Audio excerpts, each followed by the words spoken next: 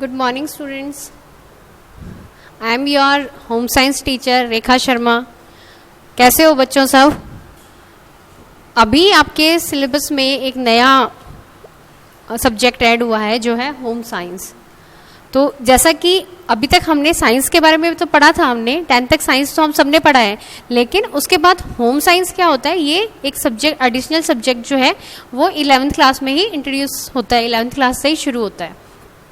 तो इसमें हम बच्चों शुरू से पढ़ना शुरू करेंगे कि एक्चुअल में होम साइंस का मीनिंग क्या है, उसका स्कोप क्या होता है होम साइंस का. बेसिकली देखा जाए तो जैसे हम नर्सरी क्लास में ABCD शुरू करते हैं क्योंकि वो हमारी फर्स्ट एज होती है, इसी तरीके से अभी जो होम साइंस का चैप्टर जो है फर्स्ट, वो भी आपका इंट्रोडक्शन चैप्टर ही है, जिसमें हम होम साइंस के मीनिंग के बारे में, उसका जो एरिया है, उसका जो स्कोप है, उसके बारे में पढ़ेंगे, और इसके साथ साथ उसका जो डेवलपमेंट हुआ वो, या फिर क्यों, मतलब होम साइंस क्यों आया, ये चीज़ें हम पढ़ेंगे. ठीक है बच्चों, चलिए शुरू करते हैं. जैसा कि हमें पता है कि फर्स्ट जो है meaning and importance of home science, यानी होम साइंस का मीनिंग क्या है और उसकी इम्पॉर्टेंस क्या है.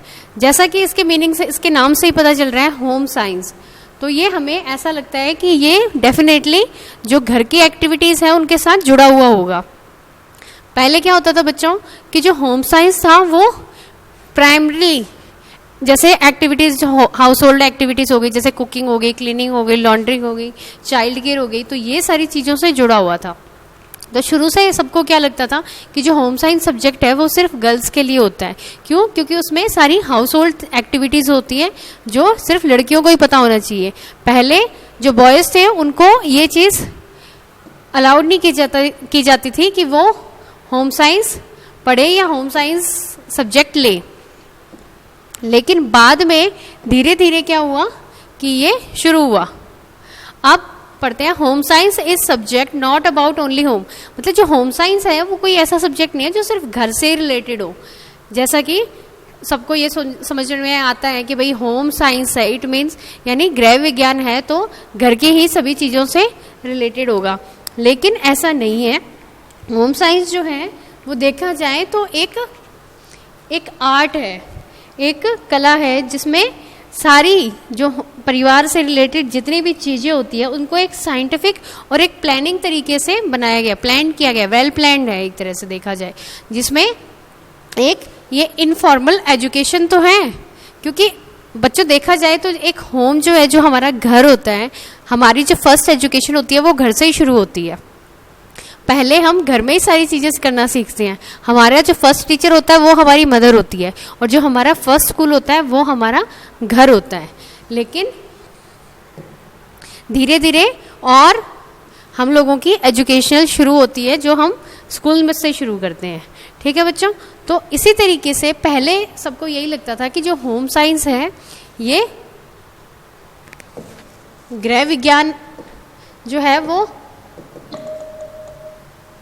सिर्फ लेडीज़ के लिए, सिर्फ टीचर्स, गर्ल्स के लिए है, लेकिन ऐसा नहीं है. तो होम साइंस क्या है? होम साइंस बच्चों एक आर्ट भी है और एक साइंस भी है, दोनों ही है. और होम साइंस जो है वो हमें दोनों के बारे में बताता है.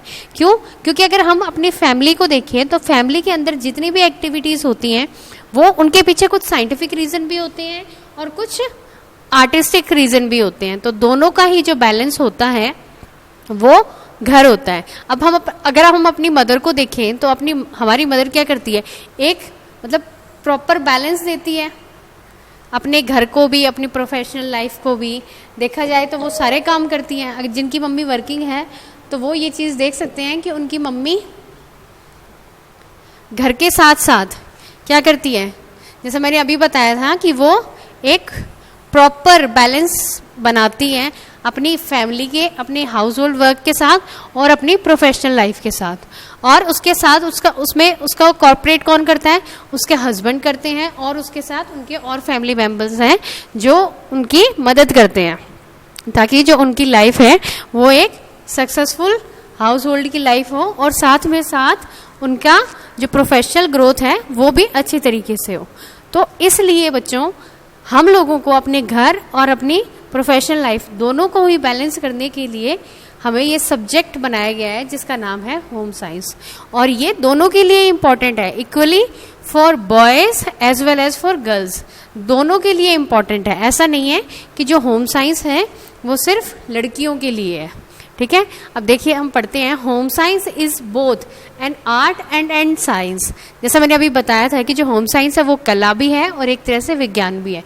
क्यों? क्योंकि जो होम साइंस है उसमें साइंटिफिक, जैसे मैंने अभी बताया था कि होम साइंस में जो घर की चीज़ों का उनको साइंटिफिक और प्लान मैनेजमेंट के साथ बनाया गया है। कहाँ पे? घर के लिए। तो उस तरीके से देखा जाए तो साइंस जो है वो आर्ट भी है और वो एक होम साइंस जो है वो आर्ट भी है और एक विज्ञान भी है। दोनों ही तरीके से वो डेवलप है, दोनों ही तरीके से वो रिलेटेड है। अब हम ये देखते हैं कि होम साइंस पढ़ना जरूरी क्यों है। क्यों? क्योंकि जो होम साइंस है वो हमारी लाइफ में एक इम्पॉर्टेंट रोल प्ले करता है। कैसे? क्योंकि सबकी ग्रोथ होती है, सबकी डेवलपमेंट होता है, लेकिन सबकी जो पर्सनैलिटी होती है फैमिली में वो भी साथ में अलग होती है। होम साइंस जो है वो हमें हर पहलू बताती है, सब रिलेशन के बारे में, जो हम इंडिविजुअली, पर्सनली या सोशल दोनों तरीके से, फैमिली की इम्पोर्टेंस क्या होती है, मेंबर्स की इम्पोर्टेंस क्या होती है, कुछ ऐसी चीज़ें जो हम इंडिविजुअली अपने परिवार की ज़िंदगी के लिए कुछ करते हैं, कुछ हमारा जो लिविंग स्टैंडर्ड है वो इंक्रीज़ कैसे होगा, रिसोर्सेज जो हैं उनको हम कैसे इंक्रीज़ कर सकते हैं, मॉडर्नाइजेशन कैसे कर सकते हैं, सोशलाइजेशन कैसे कर सकते हैं। अगर हमें हमारी फैमिली के लिए कुछ चीज़ें करनी है, अगर किसी का डाइट प्लान बनाना है, सभी को ध्यान में रख के कैसे बना सकते हैं। अगर हम बात करें हमारे नेशनल इंटरनेशनल कंडीशन जो है वो मतलब हमारी फैमिली के लिए सुटेबल कैसे हो, साथ के साथ हमारी ज़िंदगी को एक अर्थ यानी एक मीनिंगफुल लाइफ हमें कैसे मिले। तो ये देखिए यहाँ पे आपको दिख रहा होगा इंडिविजुअल, ये हम है जो इकलौते जो होते हैं, वो फैमिली हमारे परिवार के साथ जुड़ा हुआ है। हमारा परिवार जो है वो किसका हिस्सा है? सोसाइटी का। और जो सोसाइटी है वो किसका हिस्सा है? नेशन का। तो देखा जाए तो सारी चीज़ें कनेक्टेड है। हम किसका हिस्सा है? अपने परिवार का। हमारा परिवार किसके अंदर है? किसका हिस्सा है? सोसाइटी का। सोसाइटी किसका हिस्सा है? नेशन का। तो सारी चीज़ें आपस में कनेक्टेड होती हैं। तो अगर हम खुद के बारे में पढ़ेंगे तो सबसे पहले हमें अपनी फैमिली के बारे में, फैमिली कहाँ पे है? समाज में। और समाज कहाँ पे है? देश में। तो सारी चीज़ें जो हैं वो इंटरकनेक्टेड है। तो इसलिए होम साइंस है वो पढ़ना बहुत ज़रूरी है। अगर हम अपने नेशन के बारे में, अपने देश के बारे में जानना चाहते हैं, हम समाज के बारे में जानना चाहते हैं और इसके साथ साथ हम अपनी फैमिली की जो रिक्वायरमेंट्स हैं वो इंक्रीज़ करके उनको हम सेटिस्फाई करना चाहते हैं, तो हमारे लिए होम साइंस बहुत ज़रूरी है। ओके बच्चों, अब हम स्कोप ऑफ होम साइंस यानी होम साइंस का क्षेत्र क्या है, एरिया क्या है, वो पढ़ते हैं। देखिए home scope of home science में क्या है? Communication and textings, clothing and textile, family relation, human development, food and nutrition. देखा जाए तो अब 12th क्लास में जो आप पढ़ोगे तो ये जो हमारी होम साइंस की बुक है ये एरिया थोड़ा बड़ा हो जाएगा। तो हमारे फूड ग्रुप्स जो है, हमारे 5 फूड ग्रुप्स हैं जिसमें हमें हमारे सारे फूड इंक्लूड होते हैं। ह्यूमन डेवलपमेंट की बात करें तो चाहे वो किसी तरीके से हो, चाहे प्रोफेशनल हो, चाहे मतलब फिजिकली हो, चाहे मेंटली हो, साइकोलॉजिकली हो, किसी तरीके से, सब तरीके से जो डेवलपमेंट होता है उसको बोलते हैं ह्यूमन डेवलपमेंट। वो भी हम लोगों को हमें पता होना चाहिए कि हमारे यहाँ जो डेवलपमेंट हो रहा है, अगर प्रोफेशनल हो रहा है तो किस वजह से हो रहा है। अगर हम फिजिकली बढ़ रहे हैं, कुछ हमारे फिजिक में कुछ डिफरेंस हो रहा है, कुछ डेवलपमेंट हो रहा है, तो उसके पीछे क्या कारण है। अगर हमारी मेंटल जो स्टेज है वो पहले से डिफरेंट हो गई है, वो पहले से डेवलप हो गई है, तो उसके पीछे क्या कारण है। तो ये सारी चीज़ें हमें कौन बताता है? होम साइंस में पता लगता है। क्लोथिंग एंड टेक्सटाइल, किस तरह के कपड़े, जो कपड़े या उद्योग, इन सारी चीज़ों का भी पता हमें होम साइंस से लगता है। नेक्स्ट है कम्युनिकेशन, संचार। संचार के साधनों से तो सभी जुड़े हुए हैं। अब मैं आपसे बात कर रही हूँ तो ये भी एक तरह का कम्युनिकेशन हो गया। अगर हम एडवर्टाइजमेंट, न्यूज़पेपर, रेडियो वगैरह देखें, ये भी एक तरह से कम्युनिकेशन होता है। तो ये सारी चीज़ें जो हैं ये किसके कारण हमें पता लगती है? होम साइंस के। अब नेक्स्ट आता है फैमिली रिलेशन यानी परिवार के साथ रिश्ते। ये भी एक, क्योंकि परिवार क्या है? घर में ही तो होता है ना परिवार, और परिवार के साथ हमारे संबंध कैसे होंगे? घर के अंदर ही होंगे। तो वो भी हमें कैसे पता लगेगा? होम साइंस के थ्रू। तो ये चीज़ें जो हैं ये हमें होम साइंस के कारण पता लगती है। अब हम वैसे टॉपिक पर करते हैं। रिसोर्स मैनेजमेंट मैंने अभी आपको समझा दिया। अब फूड एंड न्यूट्रिशन, क्या होता है फूड एंड न्यूट्रिशन का, किसकी बॉडी में कौन कौन सी कमियां हैं, हमें विटामिन चाहिए, मिनरल्स चाहिए, आयरन चाहिए, सोडियम चाहिए, पोटेशियम चाहिए, क्या किस चीज़ की हमारे अंदर डेफिशिएंसी है वो हमें कब कैसे पता लगेगा। अब अगर कोई प्रेग्नेंट लेडी है तो हमें उसको क्या क्या फूड देना चाहिए वो हमें किससे पता लगेगा, होम साइंस के थ्रू। अगर घर में हमारे बच्चे हैं तो उनकी क्या फूड रिक्वायरमेंट है वो भी हमें इसी से पता लगेगा। घर में बुजुर्ग हैं तो उनकी क्या हेल्थ है, उनकी क्या किस किस बीमारी में क्या क्या इलाज करने चाहिए, या उन बीमारियों के क्योजेस कारण क्या हो सकते हैं। अगर हमें कारण पता हो तो हम उन बीमारियों को कंट्रोल में कर सकते हैं। उनको कैसी डाइट देनी चाहिए, अगर किसी को डायरिया है तो हमें क्या क्या क्या क्या उपाय करनी चाहिए, उसके क्या कैसे उसका ध्यान रखना चाहिए जिससे वो अपनी बीमारी से रिकवर कर सके। तो ये भी हमें होम साइंस के थ्रू ही पता लगता है। तो इसलिए होम साइंस की जो स्टडी है या होम साइंस का जो स्कोप है वो काफ़ी बड़ा है।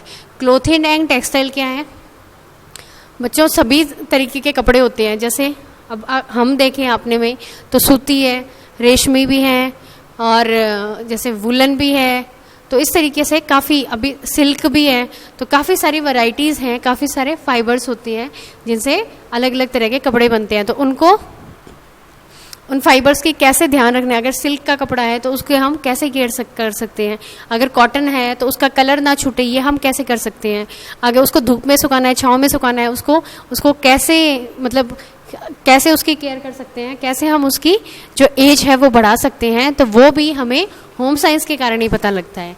नेक्स्ट है ह्यूमन डेवलपमेंट, यानी ह्यूमन क्या होता है, इंसान, व्यक्ति, और डेवलपमेंट विकास। तो व्यक्तियों का जो विकास है वो कैसे होगा, जैसे मैंने ये चीज़ पहले ही बता दी थी, फिजिकल यानी हमारा शारीरिक, मेंटल यानी हमारा मानसिक, सोशल सामाजिक, इमोशनल यानी भावनात्मक।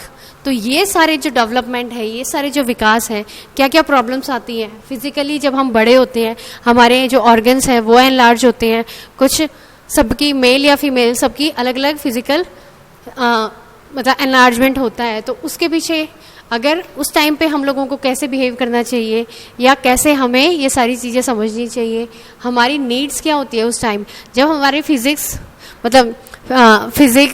फिजिकल चेंजेस हमारे अंदर होते हैं, तो हमारी नीड्स क्या होती है उस टाइम पे, हमें कैसा खाना खाना चाहिए जिससे हमारी जो एक्टिविटीज़ हैं वो अच्छी हो सकें, ये सारी चीज़ें भी। और फैमिली स्ट्रक्चर, परिवार का ढांचा या सांचा कैसा होना चाहिए, मिलके रहना चाहिए, या कैसे जो हमारी ओल्ड जनरेशन है और जो न्यू जनरेशन है दोनों के बीच में कॉप अप कैसे कर सकते हैं, हम दोनों ही पीढ़ियों को एक दूसरे से कैसे मिलवा सकते हैं या कैसे जोड़ के रख सकते हैं, ये सारी चीज़ें भी हमें होम साइंस के थ्रू ही पता लगती है।